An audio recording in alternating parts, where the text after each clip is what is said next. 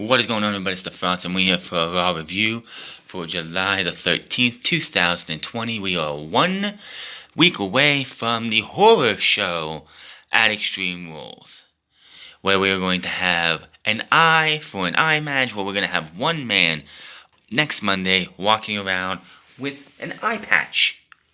At least that's what it is. Or if it's in Rey Mysterio's case, he'll have his one eye covered.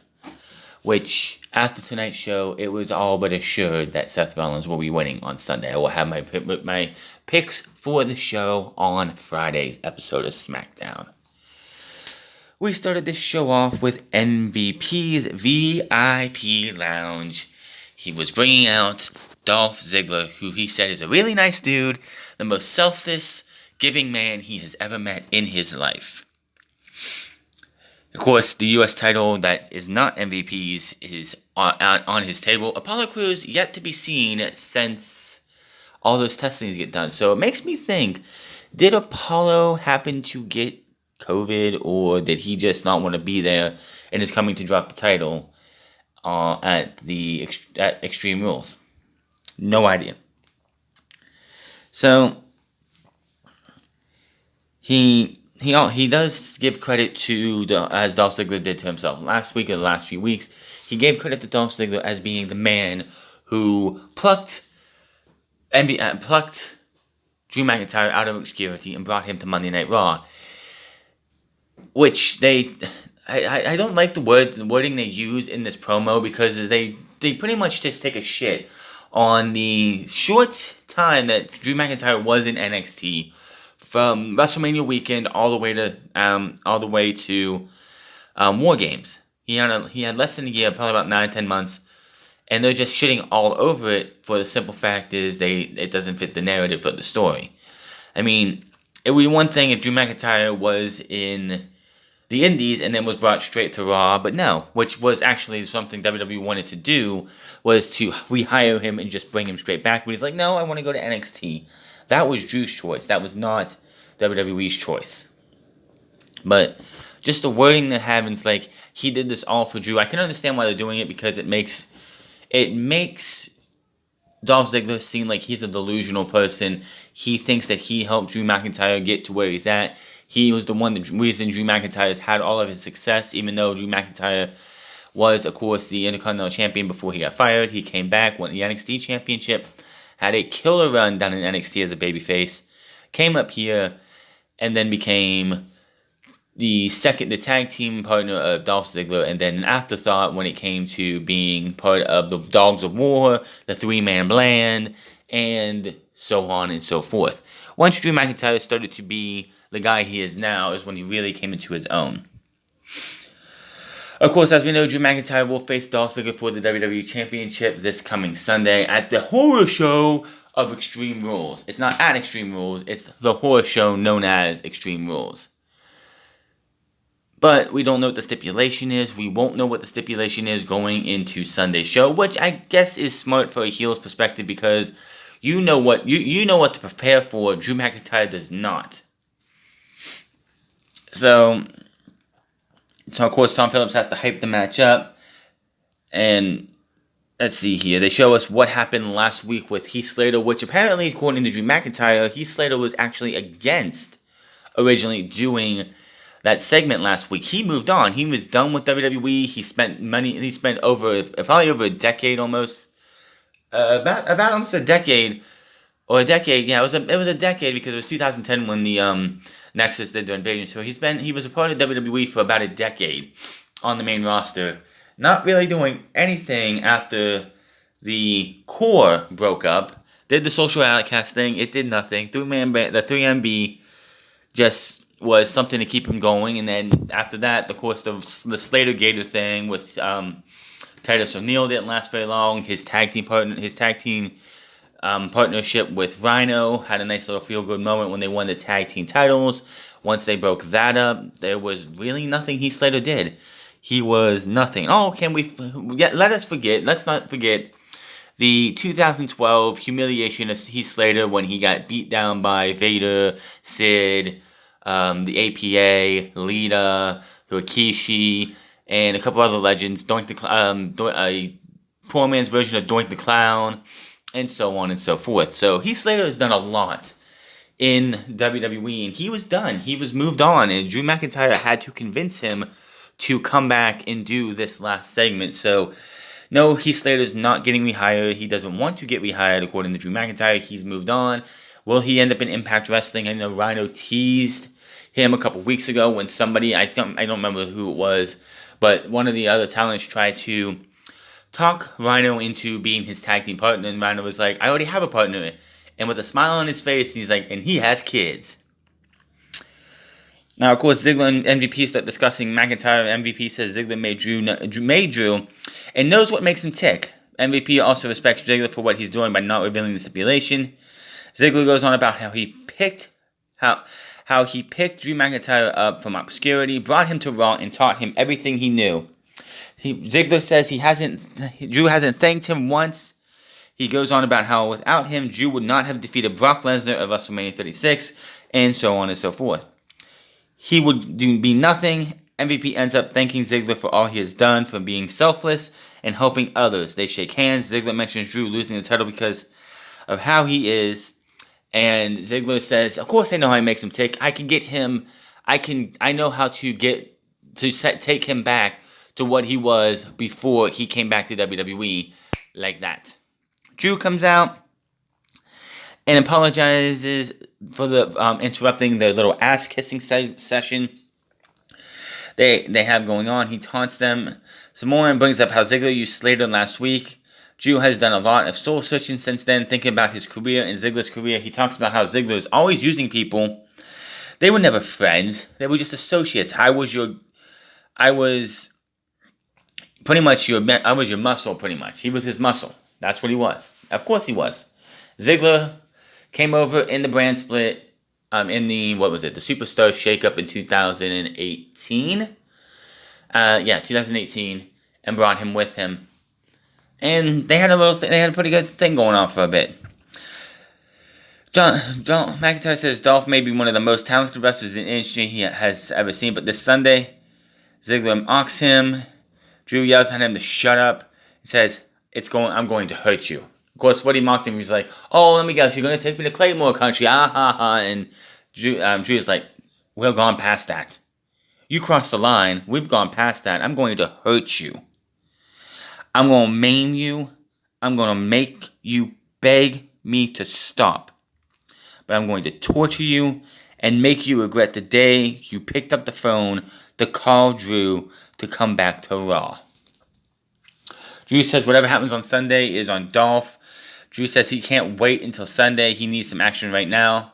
The crowd cheers. Ziggler speaks, but Drew immediately drops him with a big right hand to the mouth. Drew warns MVP as he backs off. Drew yells a warning at Ziggler while he's down on the mat. Then exits the ring as his music hits. McIntyre taunts Ziggler and MVP from the ringside again before he heads to the back. So, getting a little personal here, which is fine. They do need to get a little personal just to build this up, but seriously. The building up Dolph Ziggler to be this guy who's like, oh, he's the reason that Drew McIntyre is WWE champion. He taught him all this stuff only for him to get his ass kicked, no matter what the stipulation is. It could be a two hands behind Drew McIntyre's back match, in which Drew has to have both hands behind his back, and then he would lose to a Claymore still. The Claymore gets banned match, which then he loses to the Future Shock DDT. Nobody in their right mind, just like the finish to the IWGP, Heavyweight and Intercontinental title match at Dominion this past Sunday, when Dick Togo came out dressed as Bushi. Nobody with a brain thought that was actually Bushi. Nobody with a fucking brain thinks that Dolph Ziggler is going to win on Sunday. There's just no ifs, ands, or buts about it. Dolph Ziggler is losing. It's just a stopgap before we get to SummerSlam, where quite possibly it's going to be Drew McIntyre versus Randy Orton, where Drew McIntyre's title reign will probably come to an end. And you know what would suck the most is that Drew McIntyre, a guy who has worked and got over with the crowd, got himself to where he needed to be. He was going to be the next big star, and his entire title reign is either with nobody in the crowd or just NXT superstars and NXT talent and Performance Center talent in the crowd. If he loses at SummerSlam, the championship, Drew McIntyre will have one of the most asterisked title reigns ever, because you're not going to be able to gauge how well his title reign could have been, just because they don't have the crowd there to have that gauge. And it sucks. I feel bad for Drew having to carry the company as much as he can without able to fix it, without able to, have a crowd to be able to get that fan reaction to see how people would treat Drew McIntyre as WWE Champion. It sucks. Charlie Caruso is backstage with Angel Garza, Zelina Vega, and Andrade. She asks about the dissension between the group over recent weeks. Vega asks Caruso why she's pushing this false narrative that her clients can't get on the same page. She brags about teaming with Randy Orton and putting a fear into the Viking Raiders, as they have beaten them once before, and of course, they won a 6-man tag team match last week. Oh yeah, by the way, tonight was known as Grudgematch Monday, aka Rematch Monday, because Viking Raiders versus Andrade and Angel Garza was done, 2 weeks ago? 3 weeks ago? Why are we watching this match again tonight? Just like, why are we getting Kevin Owens versus Seth Rollins WrestleMania rematch? Why are we getting R-Truth versus Randy Orton? Why are we getting the Asuka and Kairi Sane versus Bayley and Sasha Banks? Why are we getting Aleister Black versus Buddy Murphy? We saw them 6 weeks in a row, I believe it was. Over and over and over again. And who won all the matches? Aleister Black. The only positive came out of that is that Buddy Murphy was paired up with Seth Rollins to be in the Seth Rollins group, which right now is just a 2-man group, because I don't know what's going on with Theory and the AOP are out of commission because of, I think it's Akam, who is injured. So yeah, there's that.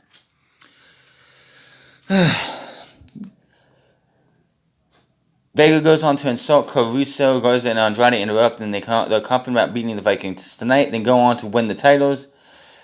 The Viking Raiders walk up. They're going to run through Andrade and Garza tonight as payback for some of the recent actions, especially attacking their friends, the Street Profits. Then Hanson takes the rose from Garza's hand and gives it to Charlie, as she is distracted by him. She blushes, she thanks him, they walk off, they leave. You see Garza looking at Charlie with the rose and looking for it. He looks like he's just a little bit jealous that one of the Viking Raiders handed the girl that he's flirting with the rose that he was going to hand her. All we know is that this is going to lead to heartbreak for Charlie Caruso. But, hey, it is what it is. Because, remember, when he won the Cruiserweight Championship in December, he proposed to his girlfriend on NXT. So why they're pushing this guy as the Ultimate Ladies Man makes no fucking sense to me. Elimination match. Angel Garza and Andrade versus the Viking Raiders. So we go to the ring, and the Viking Raiders are out here. Angel Garza and Andrade are also out with Vega. The bell rings, and Andrade and Garza attack their opponents, hitting them when they're not ready. Which, as Tom Phillips does mention, this is something usually the Viking Raiders would do. But this time, it was Angel Garza and Andrade who got the best of the Viking Raiders there. Vega cheers them on, and ringside Garza rips off his pants early, but misses on the follow-up. In comes Rowe, and rocks Garza, then hits an exploder. Rowe sends Andrade off the apron and hits Garza. Hanson tags in, and Garza gets double teamed. The Vikings go on, and Hanson sends Rowe sends Hanson into Garza in the corner. Andrade breaks it up, pinned for a 2 count. More back and forth between the two teams. Garza super kicks him in the corner. In comes Andrade. Andrade hits the running knees, and Garza drop hits Hanson on the apron. Andrade follows up with the hammerlock DDT. 1, 2, 3. One of the Viking Raiders is eliminated. Back from break, and it's a 2-on-1 situation. The Garza and Andrade are double teaming the last Raider. He goes for a big dive, but it backfires. Garza and Andrade are distracted with the issues at ringside. allowing one to run the ropes and get nailed with a suicide dive for a pop. He brings him back in, but Garza goes to the roll-up too. Garza with a drop kick to the face. He counters out of the corner and drops Garza with a huge right hand. Andrade is still dazed on the outside. Garza slides out for a powerbomb, but he comes back and levels him with a huge clothesline. Andrade tags in, but he gets dropped, and then both men get dropped by the Viking. He covers Andrade for the pin. Andrade has been eliminated. We're down to one Viking Raider and one Angel Garza. We are down to the final two, which, if you really, it's one thing, it's okay that this match goes the way it does, but if you really wanted to make a statement for Angel Garza and Andrade, they should have won this match two straight. Don't even let which, I know you don't, I know why they did this, because you don't want to have the Viking Raiders lose two straight, because that would weaken and make them look weak compared to what you want them to look like. But if you're trying to build these guys up to be your next challengers for the tag team champions, which, by the way, that match hasn't been made official yet, which it wouldn't surprise me if it was official, but let's see here. Everything comes down to it. It looks like we're going to have a Viking win. He goes up with a big senton for the quarter, but Garza counters and turns it into a powerbomb for the 1, 2, 3. He did try to get a pin, but Andrade, who was still on the outside, puts the foot on the bottom rope to break up the pin, and Vega celebrates, or lets the referee know, as the referee didn't notice beforehand, and then that was that. After the match, Garza goes to the ringside and receives a show of respect from Andrade and Vega. The music hits as we go to replay. Vega and her crew stand tall on the ramp, raising their arms in the air. Sarah Shriver is backstage with Ruby Riott. She goes to show us a replay of what recently happened with the Moronics when Billie Kay and Peyton Royce interrupt. They send Shriver on her way. They start taunting Riott, and she threatens to punch them in her face if they don't quit running their mouth. The Moronics say tonight's tag team match looks like it's going to be a handicap match because Rose Riott doesn't have any friends. And then, oh my goodness, who happens to show up but one Bianca Belair? The last time, I swear, we saw Bianca Belair on Monday night was the night after WrestleMania. Oh, I'm sorry, not the night after WrestleMania. Like a week or two after WrestleMania. She has been on main events over the last few months with no reason in sight for her to be there. She had not been anywhere else. No reason for it, but what did they do?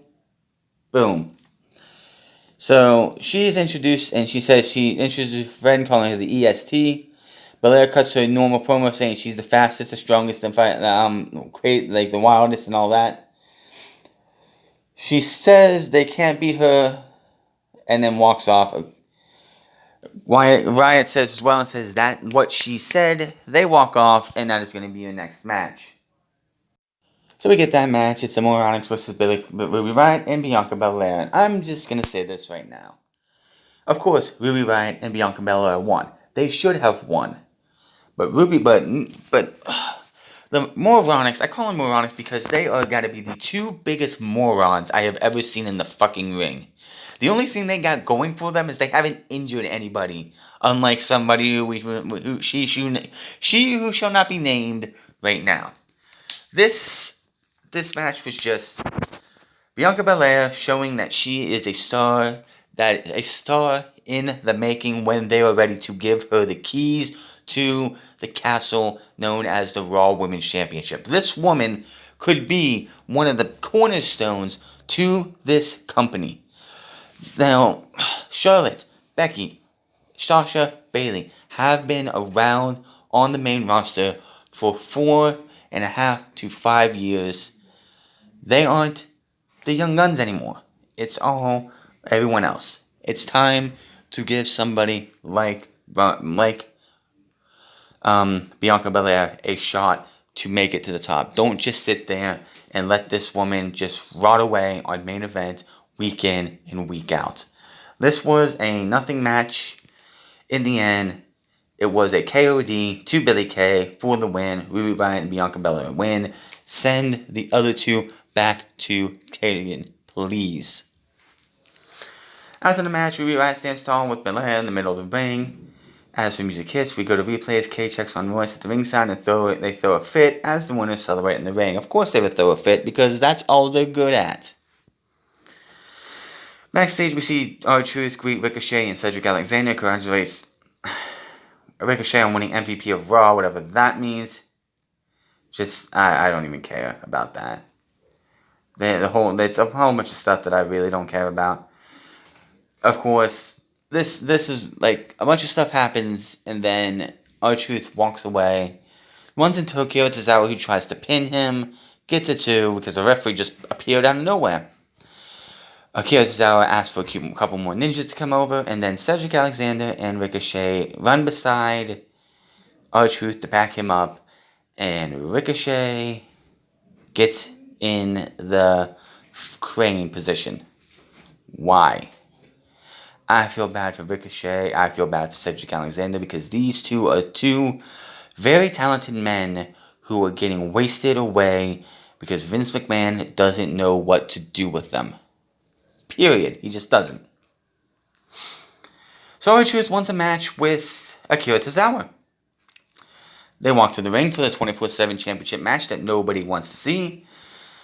And Truth takes the mic and says he doesn't like how Tozawa is out here with his ninjas. Out comes, oh my god, she hasn't been seen since after Money in the Bank when she beat up on Natalya 2 weeks in a row. Shayna Baszlier runs to the ring, gets a pop. She is on a mission. She is pissed off. She has not been seen since not too long after Money in the Bank. Tozawa sees this and gets behind his ninjas, sends one forward.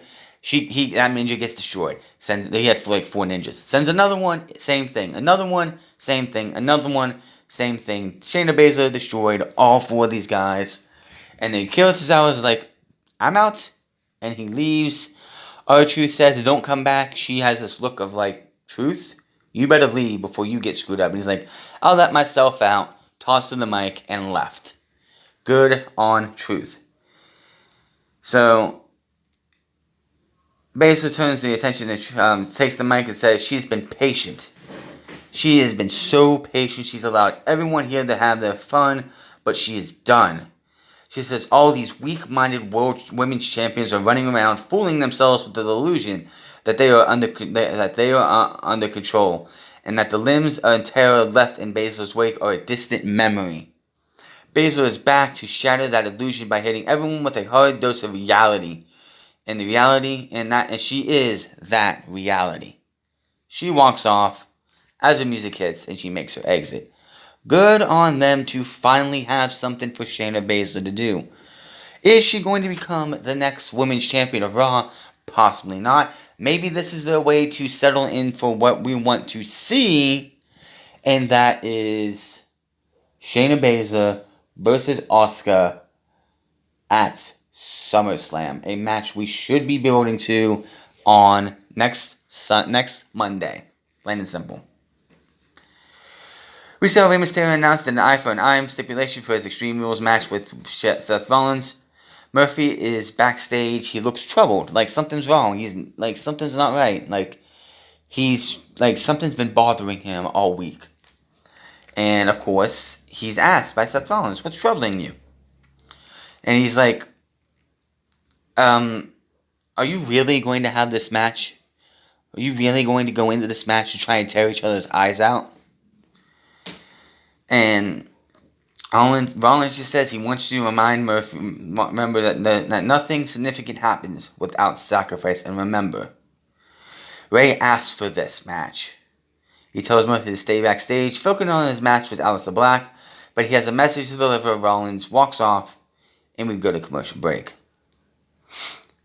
We get that a video game trailer for the WWE Battleground coming out in September. That game looks like absolute ass. Absolute ass. So, no thank you. We go to the ring, and out comes Seth Rollins, and he rants about the eye for an eye match, which he's like an eye for an eye. An eye for an eye. An eye for an eye. What does that mean? What does it mean? I know what it means. Eye for an eye. Revenge. That is what it means. He thought when he said that, he meant it figuratively. But he meant it literally. Rey Mysterio literally wants to take an eye, like one of Seth Rollins' eyes, out.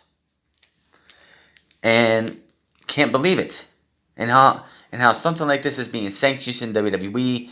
He goes on and says that Rey Mysterio will never see his Dominic wrestle or get married, his family, or see the sun rise and set. He really is. This is after this coming Sunday, Rey Mysterio's career is done, but it will be a new beginning. He's interrupted by Kevin Owens, he will be facing tonight. Owens says he's sorry to interrupt, but no, he's not. He runs down Rollins and says, "You know what?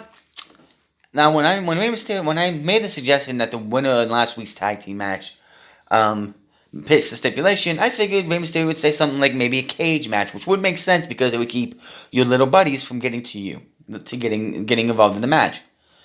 But as much as I am disturbed at this stipulation that Rey Mysterio picked, I'm more disturbed at how much of a scumbag you are for making a guy like Rey Mysterio, one of the most gentle, respected guys in this business, so pissed off, so angry, so vengeful that he wants to literally rip your eye out."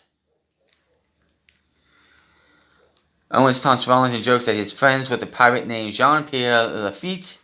So I got myself, like Jean-Pierre Lafitte gave me a little something, an eye patch for you. Which, if anybody doesn't know who Jean-Pierre Lafitte is, he was the former Ring of Honor heavyweight champion from earlier this year, I think last year, PCO.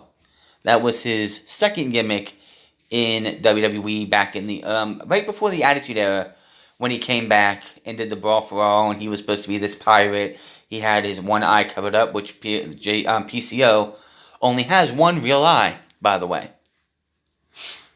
And he gave Owens an eye patch for Rollins to use after Sunday's match. Rollins is like, "This isn't funny. You think this is funny? This is my life we're talking about." Owens must thinks he's funny, but Owens won't be able to make it the match tonight and calls Murphy out to help him.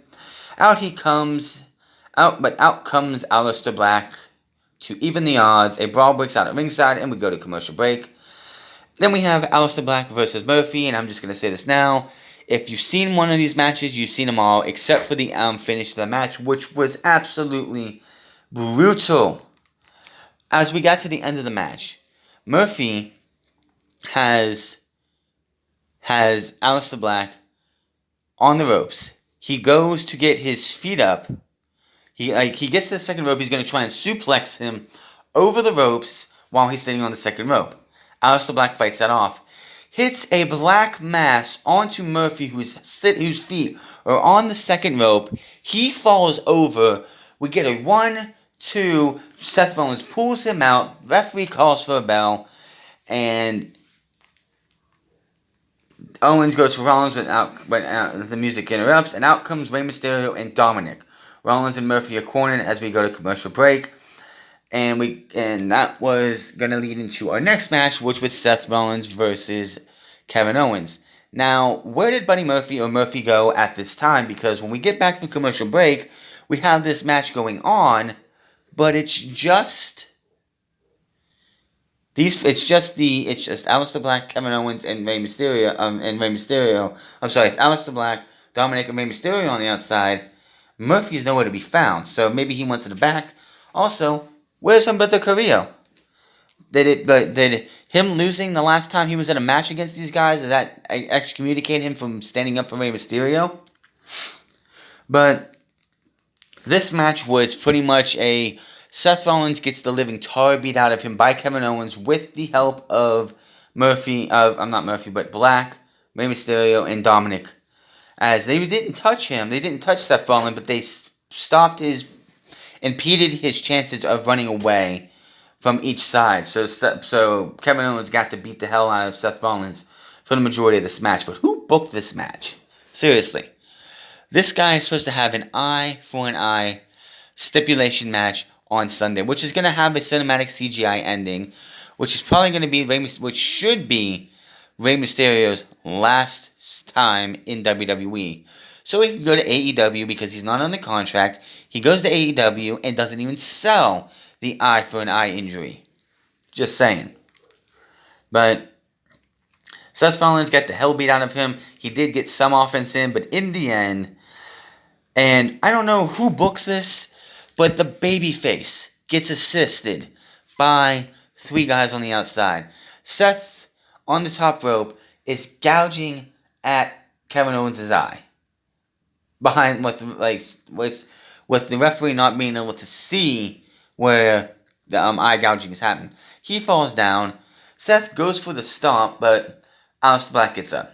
He chases him off. Dominic gets up. He chases him off. Rey Mysterio gets up. He chases him off. And they look like they're about ready to do something. He's like, come on, come on. And then the next thing you know, stunner, 1, 2, 3. This just tells you one thing. Seth Rollins is winning on Sunday. Just plain and simple. How are you going to book a guy who is supposed to be the heel, getting outnumbered 4-on-1 against a guy who's supposed to be the babyface? This makes no sense. Why the fuck would you do that?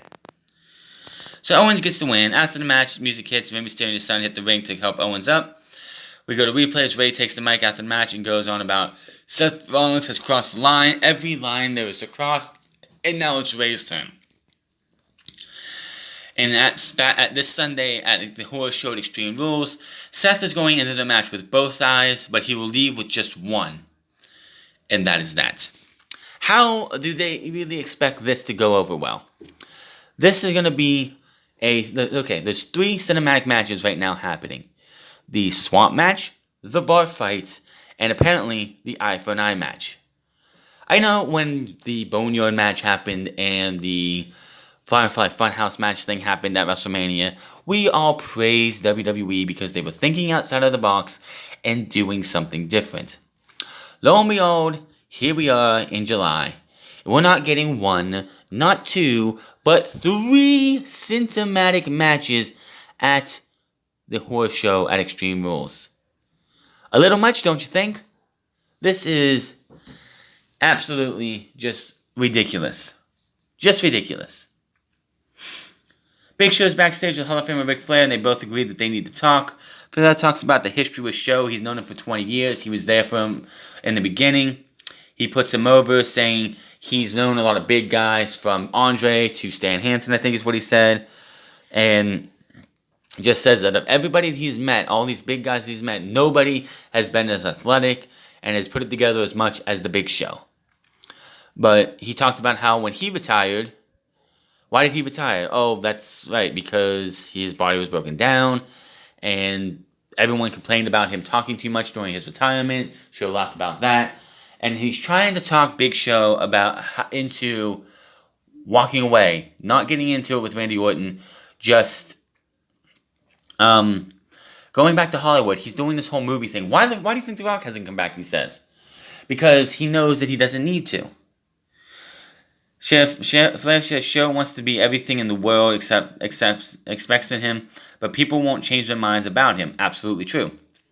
Flair goes on and says Show shouldn't go into the Hall of Fame with an injury from messing with Randy Orton. He needs to be healthy when he does go in. There's more praise for Orton, and Flair tells Show to give that some thought. He's out. He's about to leave. He's out of here, back to the good life. Flair walks off, but Show stops and says he knows what Flair tried to do, and he's a master at it. He's the dirtiest player in the game. Show wants Flair to do something for him. Show goes on about how good Randy is and says he has no empathy.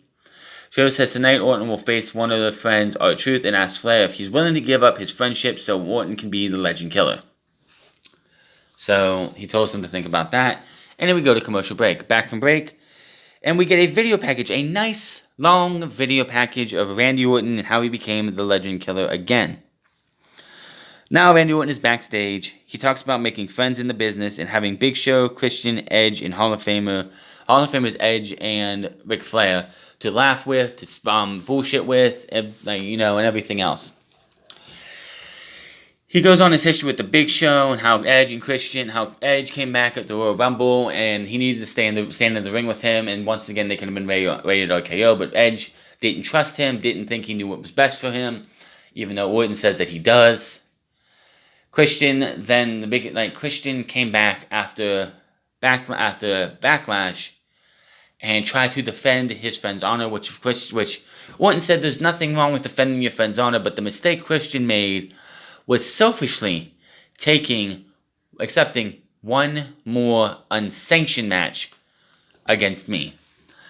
He goes and talks about how Ric Flair is family, but it would be a mistake if he was to ever do anything to jeopardize that friendship that they have.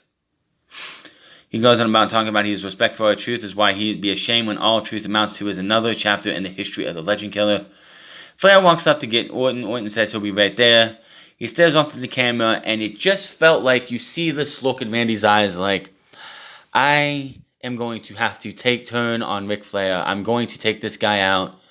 And it just seems like that's what they're pushing for, is that eventually, because he is the Legend Killer again, and Ric Flair is technically a legend, that we could quite clearly possibly see Ric Flair being punted in the head by Randy Orton when this is all said and done. I don't know. That's a guess on me. Let me know what you think in the comment section below. So, R-Truth comes down, does his normal rap, then Ric Flair is out here next. He talks about Truth's history and says why Randy Orton isn't going to punt his head off tonight or anything like that. He's just going to hit the RKO, and out comes Randy Orton. Now, Randy gets to the ring, and R-Truth is like, hold on, wait a minute, before anything else goes down, I need to talk to Rick. So he goes to walk over to Rick. So Randy's not going to have any of this stuff. Goes to pull him around, but R-Truth starts to fight him, gets him in the corner, misses a shot, and then just like that, RKO, 1, 2, 3, that was that. Now, Rick gets in the ring, celebrates with Orton. Orton looks up to no good. He motions for Flair to step back as he stalks Truth. Orton backs up for the punt kick, but out comes the Big Show. Orton tells Show to stop walking to the ring or he will end Truth's career right now and take his head off. Orton knows Show is angry and wants to break every bone in his body, but it hurts him more when he took out WWE Hall of Famer Edge and Christian. Show is fuming at ringside now. Orton laughs and says he wasn't even going to punt Truth. That kick's not even Truth's name's not even on that punt, on that boot. You know whose name is? The Big Show. So here's a match for you next week. Not at Extreme Rules, but here's a match for you next week. How about you here against me next week, unsanctioned match? Big Show doesn't even have to think about it. I was like, okay. Gets into the ring, Ric Flair and Randy Orton bail, and that is going to be a match for next week. So basically, tells you one thing. This was originally supposed to probably happen this Sunday, but last week's ratings came in. They were lower. They were the second lowest ratings in show history. So, WWE figures, let's put Randy Orton versus The Big Show in the main event of Monday Night Raw next week. And the casuals and the hardcores will come back flocking. They're going to want to see Randy Orton mix it up with The Big Show. This is going to fail. If the ratings drop again and again and again, WWE is risking everything to try and rely on nostalgia to try and get the ratings back up. They are risking the fact that when all this is over and they're finally able to have fans back in, they're risking having nobody watch the TV show again. Instead of building up new stars as best as you can, because yes, it's really hard to build up new people when you don't have a crowd to gauge from, because let's be honest, the crowd that we hear, the PC talent we hear, even though these guys are getting paid to stand there and cheer, they sound lifeless half the time. The only time they sounded like they were alive, like they weren't tired, like they didn't want to be there, was when Rey Mysterio was cutting his promo against Seth Rollins. Other than that, this audience sounded, and felt lifeless. Now, let's see here. MVP and Barnum Planby approached Cedric Alexander and Ricochet. MVP asked if Cedric got the something. He sent Cedric. Ricochet wants to know, what's all this about? Cedric tells MVP he's not interested, doesn't want to join him. Cedric and Ricochet walk off. Shayna walks up for comments, asking MVP about his game plan for Sunday. He's confident that the victory is guaranteed, and he isn't worried about Apollo Crews, and says he and Lashley will be celebrating VIP style at an undisclosed location after he wins the United States title at Extreme Rules. Lashley is confident about tonight's match with Ricochet and hurting him, putting him in the trainer's room or with injuries or worse. They're in the hurt business, they say. They fist bump and they walk off. Schreiber then notices that Drew McIntyre is nearby and goes up to him. She asks him about preparing for a match he doesn't know about the stipulation. He's trying to get Dolph Ziggler a chance here. He goes on about being he's the psychopath's back, Dolph Ziggler has unleashed the Scottish psychopath. So no matter the stipulation, and then Dolph Ziggler attacks. They brawl for a bit, and we go to commercial break. We see no resolution. We don't see what happens after that, and that is that. Ricochet versus Bobby Lashley. This is a rematch from a couple weeks ago, which last time was a impromptu match. This one was whatever it was. Not much happened other than Bobby Lashley again destroying Ricochet. Ricochet gets put in the full Nelson. He gets ragdolled. He taps out. That is that. After the match, Cedric gets the ring that makes the save. But MVP gets involved, and Cedric goes to hit MVP with a neuralizer. Lashley grabs him from behind, full Nelsons him, drives him down to the mat. We go to replays. MVP and Lashley standing over Cedric and Ricochet. The exit up the ramp, still ranting, back at the ring. Back from break, and Tom Phillips announces tonight's guest on the Raw Talk. Who cares? And then they go over the card for the Horror Show Extreme Rules pay-per-view. Charlie's backstage with the Big Show. She asks about Randy Orton's challenge for the unsanctioned match. He's like, I'm going to get this completely cleared. Yes, I accept. And he walks off pissed off as fuck. So, yes, again, as I just stated, we are going to have to deal with this shit going on next week. The ratings are so bad, they have to be like, well, we're going to put this match on here instead of at the pay-per-view. Which, it doesn't matter when they would put it on, it's going to be awful as fuck. I don't know what else to say. It's just, this is how bad the company's getting. Let's see here. Oh, okay. I went too far. Whoopsies, went too far. Let's see here.